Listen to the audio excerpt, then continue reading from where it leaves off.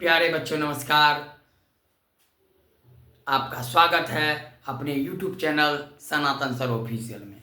इससे पहले के वीडियो में हमने जाना कि पाठ 4 हिंदी 12वीं का पाठ 4 अर्धनारीश्वर लेखक रामधारी सिंह दिनकर के जीवन परिचय के बारे में आज हम पाठ 4 का आंसर क्वेश्चन लेकर के आए हैं। प्यारे बच्चों, ये आपको परीक्षा में पूछने योग्य बातें हैं जो परीक्षा में यह क्वेश्चन VVI की तरह रहेंगे।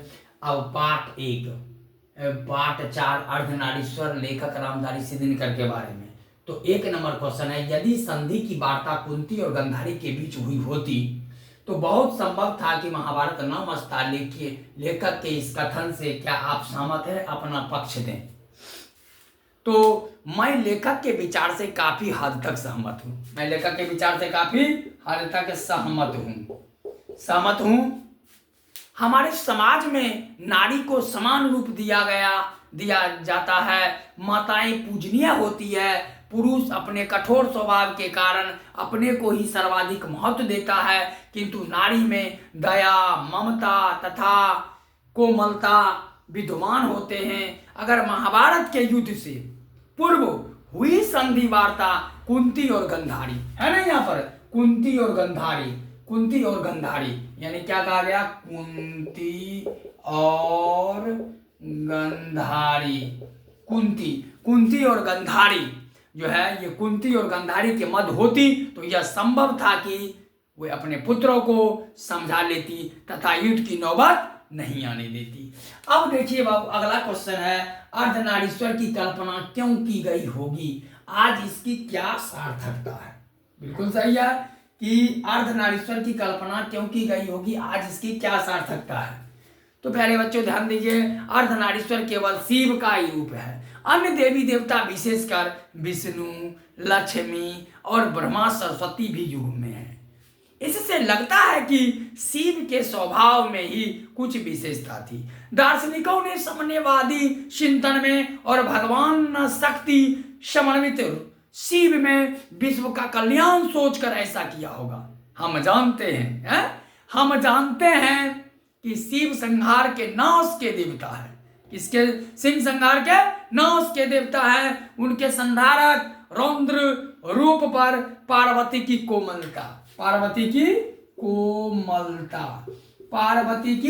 कोमलता का अंकुश रहता होगा। ऐसे दिनकर जी, इसलिए दोनों को ऐसे दिनकर जी का धारणा भी सही लगती है।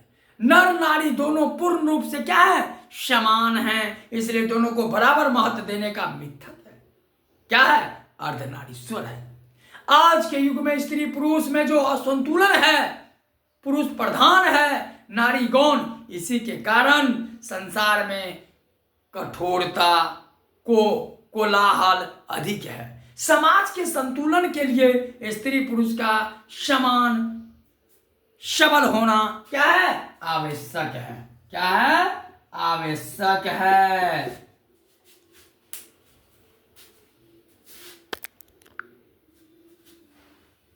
अब अगला क्वेश्चन है 3 नंबर में। अब 3 नंबर में कहता है कि रविंद्रनाथ प्रसाद और प्रेमचंद्र के चिंतन से दिनकर क्यों असंतुष्ट हैं? देखिए, रविंद्रनाथ नहीं, और रविंद्रनाथ का और प्रसाद और प्रेमचंद्र के चिंतन से दिनकर जी क्यों असंतुष्ट हैं? तो तीनों स्त्री पुरुष की समान या बराबरी समर्थन नहीं करते। रविंद्र जी मानते हैं कि नारी का सार्थकता मोहकता में है। नारी की सार्थकता किसमें है? मोहकता में है। वह कीर्ति बल तथा शिक्षा लेकर के क्या करेगी? और प्रसाद जी कहते हैं कि नारी तुम केवल श्रद्धा हो। केवल क्या हो? श्रद्धा हो।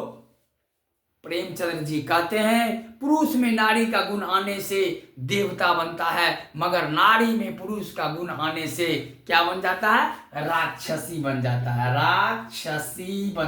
है कि नहीं है? क्या बन जाता है? राक्षसी बन जाता है। अब अगला क्वेश्चन है बाबू कि प्रवृत्ति मार्ग और निवृत्ति मार्ग क्या है? प्रवृत्ति मार्ग और निवृत्ति। मनुष्य संसारिक जीवन अनुरागी बनकर गृहस्थ कहलाता है। जीविकोपार्जन, संतान उत्पत्ति, स्त्री प्रेम, समाज आदि में लिप्त रहता है, तो इस जीवन प्रणाली को क्या कहते हैं? प्रवृत्ति मार्ग कहते हैं। क्या कहते हैं? प्रवृत्ति मार्ग कहते हैं। इससे भिन्न मतलब इससे अलग जब मनुष्य परिवार को बाधा मानता है, वह अलग होकर सन्यासी बन जाता है, वह संसार को नहीं केवल आत्मा कल्याण की चिंता करता है और ईश्वर से जुड़ने की साधना करता है, तो यही क्या हो जाता है? ये निवृत्ति मार्ग है। ये निवृत्ति मार्ग है। अगला क्वेश्चन है बाबू कि बुद्ध ने आनंद से क्या कहा? बुद्ध ने आनंद से क्या कहा? तो बुद्ध ने आनंद से कहा, मैंने जो धर्म चलाया था वह 5 सहस्त्र वर्ष चलने वाला था, किंतु अब केवल 500 वर्ष चलेगा, क्योंकि नारियों को मैंने भिक्षुणी बनने का अधिकार दे दिया। अब अगला क्वेश्चन देखिए, ये 6 नंबर क्वेश्चन जो है, ये 6 नंबर क्वेश्चन कह रहा है स्त्री को अहेरीन, नागिन और जादूगरनी कहने के पीछे क्या मंशा होती है? तो स्त्री को अहेरीन, नागिन और जादूगिरनी कहने के पीछे मंशा है, पुरुष की मंशा है कि नारी की अवहेलना करके खुद को श्रेष्ठ साबित करने, ऐसा करने से पुरुष को अपनी दुर्बलता का छिपाने तक कल्पित श्रेष्ठता को दुलारने में सहायता मिलती है। ऐसा कहना बिल्कुल उचित नहीं है, बिल्कुल उचित नहीं है, क्योंकि नारी आदरणीय, श्रद्धा भाग्य है, यानी श्रद्धा योग्य है, समाज में उनका भी बराबर स्थान है। अब अगला क्वेश्चन करता है 7 नंबर कि नारी की पराधीनता कब से आरंभ हुई?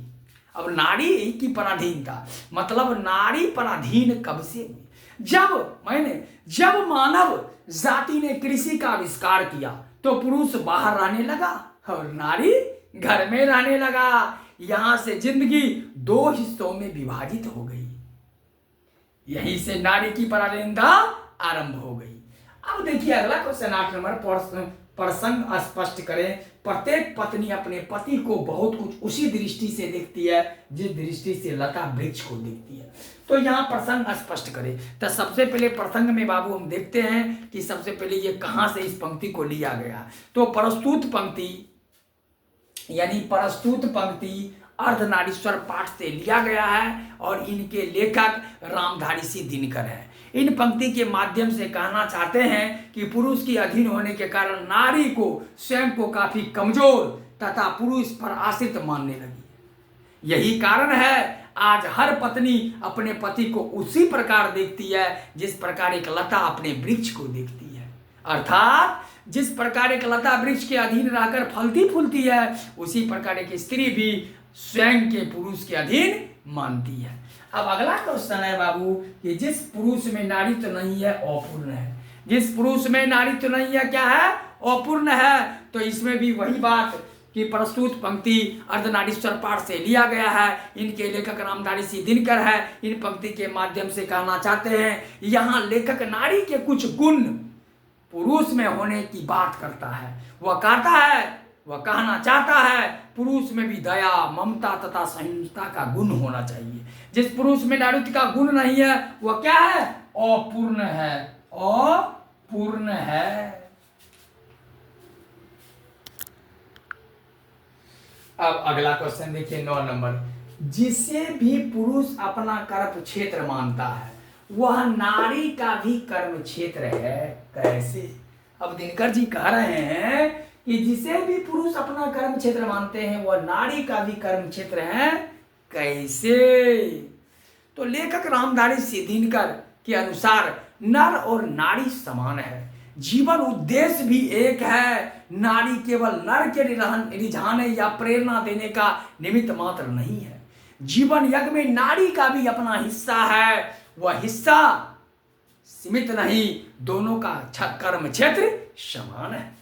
दिनकर जी कहते हैं। अगला है अर्धनारीश्वर निबंध में दिनकर जी के व्यक्त विचारों को सार प्रस्तुत करें, यानी पूरी किताब का सारा।